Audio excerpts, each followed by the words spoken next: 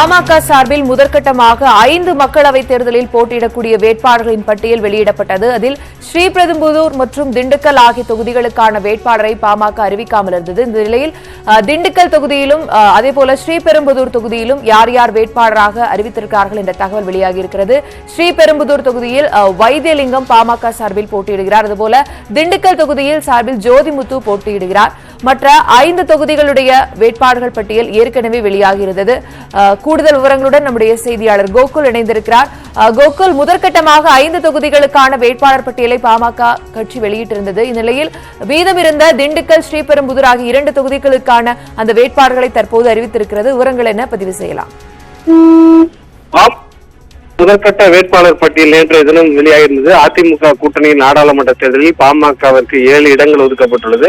முதற்கட்டமாக 5 தொகுதிக்கான வேட்பாளர் பட்டியல் நேற்றைய தினம் வெளியிட்டிருந்த நிலையில் மீதம் இருந்த 2 தொகுதிகளுக்கான வேட்பாளர்கள் தற்பொழுது பாமகவுடைய நிறுவனர் மருத்துவர் ராமதாசுடைய ஒப்புதலோடு பாமக தலைவர் ஜி கே மணி வெளியிட்டுள்ளார். அதன்படி ஸ்ரீபெரும்புதூர் தொகுதி வேட்பாளராக வைத்தியலிங்கம் அறிவிக்கப்பட்டுள்ளார். இவர் மருத்துவராக உள்ளார். இவர்தான் ஏற்கனவே ஸ்ரீபெரும்புதூர் தொகுதியில் அறிவிக்கப்படுவார் என்ற அந்த உத்தேச பட்டியலிலும் நாம் வெளியிட்டிருந்தோம். அந்த அடிப்படையிலேயே வைத்தியலிங்கம் தற்பொழுது வேட்பாளராக அறிவிக்கப்பட்டுள்ளார். அதே போல திண்டுக்கல் தொகுதிக்கு பாமக வேட்பாளராக யார் அறிவிக்கப்படுவார் என்று ஒரு நீண்ட விவாதம் இருந்தது. அந்த அடிப்படையிலேயே நேற்றைய தினம் திண்டுக்கல் தொகுதிக்கு பாமகவிற்கு வேட்பாளர் அறிவிக்கப்படவில்லை. 3 பேர் திண்டுக்கல் தொகுதிக்கு பேர் அடிபட்டிருந்த நிலையில் தற்போது ஜோதிமுத்து வேட்பாளராக அறிவிக்கப்பட்டுள்ளார்.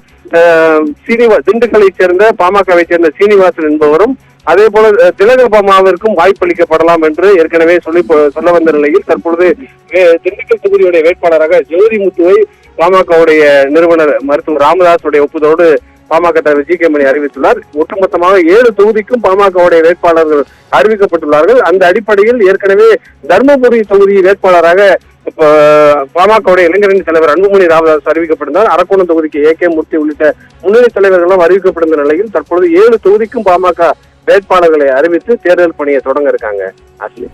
ஏற்கனவே முதற்கட்டமாக 5 தொகுதிகளுக்கான வேட்பாளர்கள் தான் தற்போது மீதம் இருந்த அந்த 2 தொகுதிகளுக்கான வேட்பாளரையும் பாமக அறிவித்திருந்தது. இந்த 2 தொகுதிகளுக்கு ஏன் இவ்வளவு தாமதம் எடுத்துக் கொள்ளப்பட்டது? எதிரணியில் இவர்களோடு போட்டியிட போவர்களுடைய அந்த மதிப்பு இதற்கு கணக்கு எடுத்துக் கொள்ளப்பட்டதா இந்த தாமதம் இருந்ததா?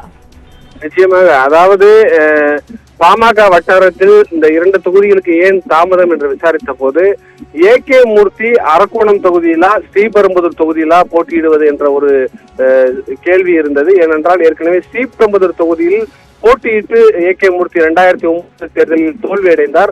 அந்த அடிப்படையில் ஸ்ரீபெரும்புதூர் தொகுதியில் ஏ.கே. மூர்த்தி இந்த முறை போட்டியிடுவார் என்று ஒரு பேச்சு இருந்தது. அதே போல அரக்கோணம் தொகுதிக்கான பரிசீலனையிலும் அவருடைய பேர் இருந்தது. முதற்கட்ட பட்டியலில் ஏ.கே. மூர்த்தி அரக்கோணம் என்பது நேற்றைய தினமே உறுதி செய்யப்பட்டிருந்த நிலையில் ஸ்ரீபெரும்புதூருக்கு யார் வேட்பாளராக அறிவிக்கப்படலாம் என்ற ஒரு ஆலோசனை கட்சி நிர்வாகிகளுடன் நடத்திய பின்பு மருத்துவர் வைத்தியலிங்கம் தற்போது ஸ்ரீபெரும்புதூருடைய தொகுதி வேட்பாளராக அறிவிக்கப்பட்டுள்ளார். அதே போல திண்டுக்கல் தொகுதி திடீரென பாமகவிற்கு ஒதுக்கப்பட்டுள்ளது. திண்டுக்கல் தொகுதியில் ஏற்கனவே பாமக வேற கள்ளக்குறிச்சி, கடலூர் போன்ற தொகுதியெல்லாம் எதிர்பார்த்திருந்தார்கள். அந்த தொகுதியெல்லாம் கூட்டணி கட்சிக்கு கடலூர் தொகுதி பாமகவிற்கு ஒதுக்கப்பட்ட கள்ளக்குறிச்சி தொகுதி எதிர்பார்த்த நிலையில் கூட்டணி கட்சிக்கு விட்டுக் கொடுக்கப்பட்ட நிலையில் திண்டுக்கல் தொகுதி திடீரென பாமகவிற்கு ஒதுக்கப்பட்டது.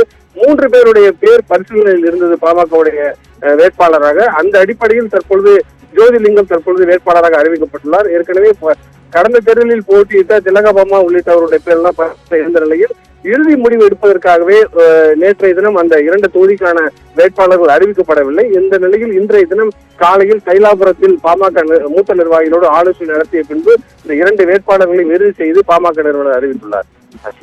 கோகுல், ஸ்ரீபெரும்புதூரை பொறுத்தவரை முன்னாள் மத்திய அமைச்சர் ஏ.கே. மூர்த்தி போட்டியிடுவதாக இருந்தது. பின்னர் முதல் பட்டியல் வெளியான போது அது அரக்கோணம் தொகுதியில் போட்டியிடுவதான தகவல்கள் அறிவிக்கப்பட்டன.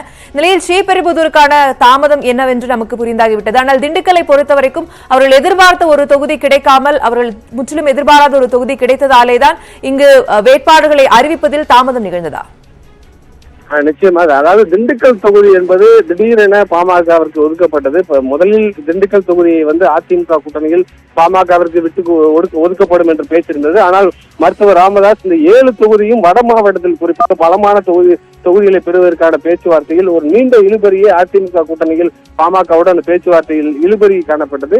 இந்த நிலையில் திண்டுக்கல் தொகுதி நேற்றைய தினம் பாமகவிற்கு ஒதுக்கப்பட்டிருப்பதாக காலையிலேயே அதிமுகவுடைய ஒருங்கிணைப்பாளர் அறிவித்திருந்த நிலையில் திண்டுக்கல் தொகுதிக்கான வேட்பாளரை இறுதி செய்வதற்கான ஒரு இறுதிக்கட்ட ஒரு பேச்சுவார்த்தை, ஒரு ஆலோசனையானது பாமக தலைவர்கள் மத்தியில் நிலவியது. ஏற்கனவே திண்டுக்கல் தொகுதிக்கு 3 பேருடைய பேர் பரிசீலனையில் இருந்த நிலையில் தற்பொழுது ஜோதிலிங்கம் வேட்பாளராக அறிவிக்கப்பட்டுள்ளார். அதே போல ஸ்ரீபெரும்புதூர் தொகுதியை பொறுத்தளவு ஏற்கனவே 2009 தேர்தலில் இப்போது திமுக வேட்பாளராக அறிவிக்கப்பட்டுள்ள முன்னாள் மத்திய அமைச்சர் PR பாலுவை எதிர்த்துதான் AK மூர்த்தி போட்டியிட்டு தோல்வியடைந்தார். அதே போல தற்போது அரக்கோணம் தொகுதியுடைய வேட்பாளராக இருக்கக்கூடிய ஜெகத்ரட்சகரும் ஒரு பலமான வேட்பாளராக திமுக வேட்பாளராக பார்க்கப்படுகிறார். ஆகவே 2 தொகுதியிலும் யார் வேட்பாளரை நிறுத்தினால் பாமகவிற்கு வாய்ப்புகள் அதிகம் என்ற அடிப்படையில் ஒரு ஆலோசனை நடத்தப்பட்டு அரக்கோணம் தொகுதி AK மூர்த்திக்கும் ஸ்ரீபெரும்புதூர் தொகுதியுடைய வேட்பாளராக டாக்டர் வைத்தியலிங்கமும் அறிவிக்கப்பட்டுள்ளார்கள். தற்போது 7 தொகுதிக்கும் பாட்டாளி மக்கள் கட்சியானது வேட்பாளரை அறிவித்து தேர்தல் பணியை தொடங்க இருக்காங்க. விரைவில் அடுத்த கட்டமாக வேட்பு மனுவை தாக்கல் செய்வதற்கான பணிகளை தொடங்க இருப்பதாக பாமகவுடைய நிர்வாகிகள் மத்தியில் தொடர்ந்து சொல்லப்பட்டு வருகிறது. திண்டுக்கல் தொகுதிக்கு அந்த 3 வேட்பாளருடைய பரிசீலனை நடந்திருந்த நிலையில் தற்போது ஜோதிலிங்கம் வேட்பாளராக அதிகாரப்பூர்வமாக அறிவிக்கப்பட்டுள்ளது.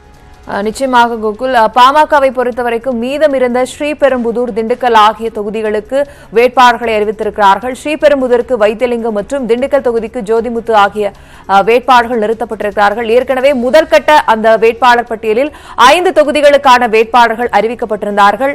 அது தொடர்பான விவரங்கள் நேற்றைய தினம் வெளிவந்தது. மீதம் இருந்த ஸ்ரீபெரும்புதூர், திண்டுக்கல் ஆகிய தொகுதிகளுக்கான வேட்பாளர்களை இன்றைய தினம் அறிவித்திருக்கிறார்கள். அது தொடர்பான கூடுதல் விவரங்களை நம்முடைய செய்தியாளர் கோகுல் தர கேட்டோம். மேலதிக தகவலுக்கு மீண்டும் இணையலாம் கோகுல். தற்போதைய விவரங்களுக்கு நன்றி.